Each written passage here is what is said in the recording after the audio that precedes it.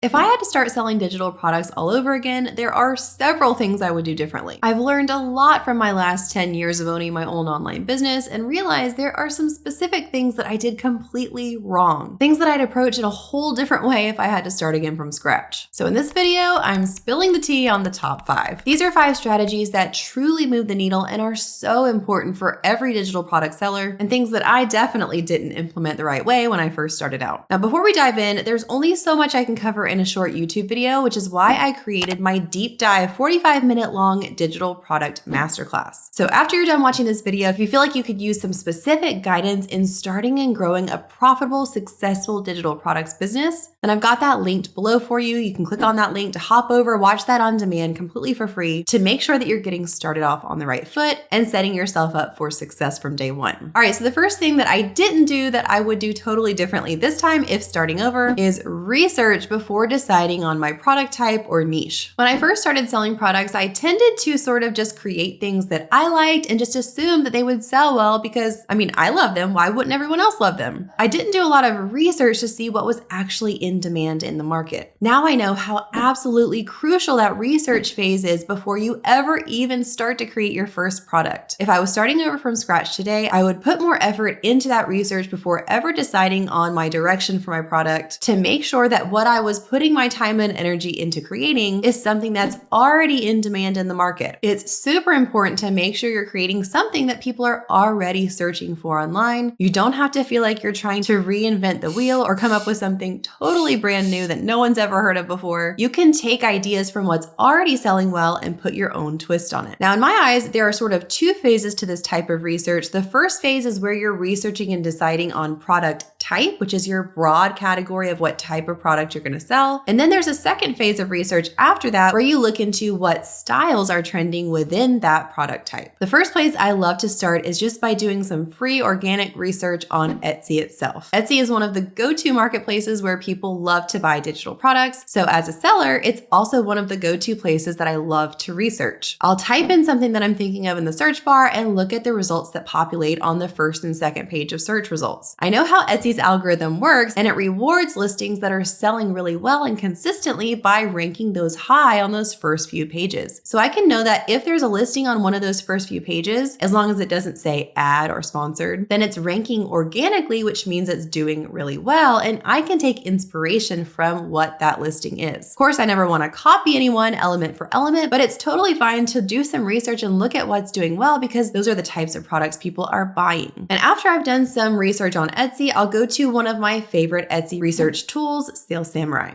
So Sales Samurai has a search function where I can type in something I'm thinking of and get all of the data on it. So for instance, I typed in the term soy candle, and Sales Samurai tells me that the estimated amount of times that the term soy candle is searched on Etsy every month is over 60,000. That tells me that this is actually a really promising niche to get into. It also has really high competition. This means that a lot of sellers on Etsy are targeting this same keyword. So I might want to go a little more specific with it and niche down to see if I can get this competition number down a little bit. So maybe I'll type in funny soy candle. And for this term, I can see that it still has really good search volume at over 17,000 searches per month, but the competition is much lower, which means I could break through a lot easier if I'm targeting a candle with a funny saying on it and using this term funny soy candle rather than just going broad for a general soy candle. There's a lot more I can do also on Sales Samurai on this page. If I scroll down, I can see other similar and related keyword phrases that can give me inspiration and ideas for things I may not have thought of. So for instance, this term mini soy candle has over 20,000 searches per month, which tells me maybe that would also be a great idea for a product type. There are just so many different amazing things you can do with Sales Samurai. So if you're ready to take that next step in terms of research tools, then I definitely recommend you give it a try. I've got a free 3-day trial linked in the description box below. That'll give you 3 days to try it out completely for free. And if you input the code KATE20, that'll give you 20% off your subscription if you decide to continue using it beyond the 3 days. I can't wait to see what you think if you try out Sales Samurai, and want to give them a big thank you for sponsoring this portion of today's video. Now, once you've completed that first phase and decided on your product type, then it's time to move on to the more specific second phase where you're deciding on the specific style or trend that you're going to be offering this product in. There are 3 main sources I like to go to for for graphic design trend research, and these are Canva, Kittl, and Creative Market. All three of these websites have articles that they put out every year to explain what the year's up-and-coming popular design trends are. And while I may not be able to implement every single one of those trends, I'm going to pick and choose the few that seem most interesting to me that would fit within my vision for my products and see how I can incorporate those. I've got the design trend articles for all three of these linked below in case you'd like to read up on those further. The key here is to look into what's already selling well, what's already in demand, and then think about how you can put your own spin on it by changing one or two elements and giving it a USP, a unique selling point. Now, if you're like, Kate, I love the idea of selling digital products, but I feel completely lost. I don't know where to start. I don't know about all the technical aspects of it or even what software to use to create these products, then I've got you covered, friend. I've created a completely free guide for you. It's called my Digital Product Starter Guide. I have it linked in the description box below. You can grab that totally for free, and it's going to walk you through everything you need to know to have a really great foundation as you start selling digital products. It goes through product types, different tools and softwares you can use to create your digital products, what the different file types are, what you would use them for, resolution, lots of great information packed in there for you to make sure that you're setting yourself up for success from day one. All right, the second thing I would do differently if I was starting over is I would invest in quality mockups. Whether you're selling on Etsy or a different platform, your listing images are going to make or break your sale. They are so important and they're worth taking your time on and doing right from the beginning. Now, whereas physical product sellers might actually take their own photographs of their products, we as digital product sellers a lot of times won't have a physical copy of our digital product in hand, so we use what's called mockups. Mockups are images that you can use to put on your listing to give your buyer an idea of how this digital product might actually look when it's printed out as a tangible product, if you're selling something like wall art or another kind of printable, or if you're selling something like a template that's not necessarily meant to be printed out, you can still use a mockup to take screenshots of your different pages that are included in your product and arrange them in a really aesthetically pleasing visual way, or even show how they might look on a device like a computer, a phone, or a tablet. Mockups are an absolute non-negotiable when you are a digital product seller, so just determine from day one that you're going to invest in quality mockups by both investing money and time into these. Now, when I say investing money, I mean you may actually want to purchase a bundle of these types of mockups. You can purchase these on platforms like Etsy and Creative Market. And when I say time, you'll want to make sure that you're devoting the time needed to create these mockups, to add the images of your product pages, to make them look really quality and professional. You can research the types of mockups and images that are working well for some of these best-selling listings on a platform like Etsy. Look at those listings in your niche that are doing really well, that are ranking really high. Look through their listing images and see what theirs look like. You'll get an idea of what buyers in that niche are most attracted to and what they feel is most quality and instilling trust for them to purchase. Your images are one of the main tools you have to communicate the value of your product or bundle, so definitely don't skimp on this area. All right, moving right along to the third thing I would do differently if I was starting over, and this is that I would start my email list sooner. Believe me when I say it's never too early to start growing your email list. I waited a few years into my business before I started actively trying to grow an email list, and I quickly realized once I started getting some subscribers on my email list how valuable it actually was. Research proves that people are 6 times more likely to click through on a link in an email versus a link they see on social media. This means when you're comparing email versus social, email is going to win out every time in terms of conversions. So although I think social media is really valuable when you're starting out to gain some traction and attract cold leads to you, it can't stop there. You need to go ahead and start growing your email list so that you have the best chance of making consistent sales and even turning some of those people into repeat customers. So there's a whole process that you'll go through to start growing your email list from scratch. I don't have time in this video to dive deep into that, but I do already have a video I've created on that whole process. If you'd like to look into that, I'll have that linked in the description box below, but I'll quickly go over the main steps. So the first step is that you'll want to create what's called a lead magnet. This is basically a freebie. It's something you're giving away for free to someone who's going to subscribe to your email list. Gone are the days where people will just subscribe to different email lists for no reason. There has to be a reward or something in it for them that is an incentive for them to actually input their name and email and click submit. So this is going to be something free that you're creating. Ideally, it's something digital that can instantly be delivered when they sign up. It could be something like a checklist or a set of printables, something that goes along with your other products. Now, if you're not sure what you want to create as your lead magnet, I have a whole list of 38 different lead magnet ideas linked in the description box below. You can click through to download that, and then I'll give you all the different ideas of various different things you could offer as your freebie. And once you have your freebie created, you'll move on to the next step, which is to set up your landing page. Now, this is not an entire website. This is just one simple page that you're setting up called a landing page, where there's only one goal, and that is for the people that come to your landing page to input their name and their email address and click to subscribe to your email list. It's a really simple page where you're likely just going to have one mock-up of whatever the freebie is, a headline, and some body text explaining what they're going to receive for free when they sign up, and the form where they can input their information. This is how people will actually sign up to your email list. You'll set this up through your email service provider. Now, there are a lot of different great email service providers out there. One of our favorites, especially for beginners, is Kit, because Kit has lots of great templates for things like landing pages, so you don't have to start from scratch. You can just click into one of their templates, alter a few things, and you're ready to go. You can start Kit completely for free, so I've got that link in the description box as well. And then while you're inside of your email service provider, in addition to setting up your landing page, you're going to set up what's called an email welcome sequence. This is a series of usually 3 to 5 emails that are going to be automatically sent out to your subscribers once they're added to your list on specific days. So it might be within that first week after someone subscribes, they receive email 1 immediately, they receive email 2 the next day, they receive email 3 a couple days after that. But you've got it all set up to automatically be sent out to welcome them to your list and help to build that know, like, and trust factor. Your first email is the one where you're going to link your freebie. So whatever that lead magnet is, you're going to provide a link or a file for them to download and deliver that right when they sign up. And you've got a direct line of communication with the people who have already said they're interested in what you have to offer. You can regularly be sending emails that serve them, help them, continue to help them trust you, and also ask for direct sales sometimes, maybe when you have a new product line or you're doing a flash sale or a discount. You can use it however you like and watch the sales roll in. Now, here's a pro tip. When you got everything set up, you want to talk about your lead magnet or your freebie everywhere you can. You want to shout it from the rooftops on every social media platform, tell the people you know about it, maybe even consider collaborating with other people to ask them to share about it with their audience. You can never share about your lead magnet enough. You need to always be talking about it and always pointing people towards that landing page to sign up for your email list. All right, let's move on to the next thing I do differently if I were starting over, and this is that I would try paid ads. Now, a lot of the growth strategies I talk about on this channel are organic, which means you don't have to pay anything for them. They're free. We're talking about organic marketing channels like social media platforms or email marketing, but I honestly would try paid ads quicker than I did last time. I waited a good while into my business before I tried this the first time, but if I were to start again, I would do it sooner just to get some information rolling in as to what products and listings people are responding to the best and what has the most potential. Now, if you're interested in selling digital products, but you really have no clue what type of digital product you'd sell, I've got a whole master list of over 100 different digital product ideas linked in the description box below. So feel free to click on that to download and let that serve as your guide to start brainstorming and figuring out what might be the best product fit for you. Now, you can run paid ads in a lot of different places. These could be directly on your selling platform. So if you sell on Etsy, you could be running Etsy ads. You can do Meta ads on Facebook or Instagram. You can run Pinterest ads or Google ads. But what I would recommend, especially if you're starting on a smaller budget, if you are selling on Etsy, is to run Etsy ads. This can give you a quicker boost to gain traction faster, hopefully make some sales quicker. But even if you're not making sales, like I said, you'll start to get some of that information and data coming in to see what people are responding to the most. You don't have to have a huge budget for this. Even just a couple dollars a day will be sufficient for what you need in the beginning. My recommendation would be to start small. You don't want to sink a ton of money into this when you're just starting out, but start small. And then over time, double down on the listings that have the most potential that people are clicking on, liking, purchasing the most, and use your ad spend on those listings to promote them even further. And moving along to the next thing I do differently if I were starting over from scratch today, and this is that I would collaborate with others. To be honest, when I first started my business, I was a lone ranger for a while. I was doing everything by myself, and honestly, I felt a little hesitant and embarrassed to reach out to anybody for any kind of collaboration because I had a little bit of that imposter syndrome and thought, who am I to reach out to these people? Who would want to partner up with me? But once I got over this and started reaching out to people, I started to see that collaborations gave me quicker traction and momentum because I was no longer having to build from the ground up completely from scratch. I was able to tap into other people's audiences that they had already done the work to build up. And not only did they have an audience they had built up, but they had also done the work to build the trust with their audience so that their audience trusts them when they recommended me. Collaborating with others is a win-win situation because you're getting attention from their audience, they're getting attention from yours, and it's one of the fastest and most powerful ways to grow. Now, when you're collaborating with others, this could be collaborating with other business owners who are in sort of a similar niche to you. They're probably not a direct competitor, but maybe someone who sells a complementary product. Or you could even reach out to influencers to collaborate with. Like I said, you'll want to make this a win-win situation for both people. So when you're reaching out to pitch a collaboration, you'll want to clearly explain what's in it for them. What is their audience going to receive out of this? Can you give them a coupon code, a discount, some free items or free product? Do you have a bit of your own audience that you could give them a shout out? There are lots of different ways you can make this beneficial for both of you, but just don't be afraid to go ahead and start reaching out from the very beginning to see if there are others who would partner with you. So there you go, friend. That's what I would do differently if I was starting over today. Don't forget to click those links in the description box below to hop over and watch my deep dive digital product masterclass and to grab your free master list of different digital product ideas. Happy selling.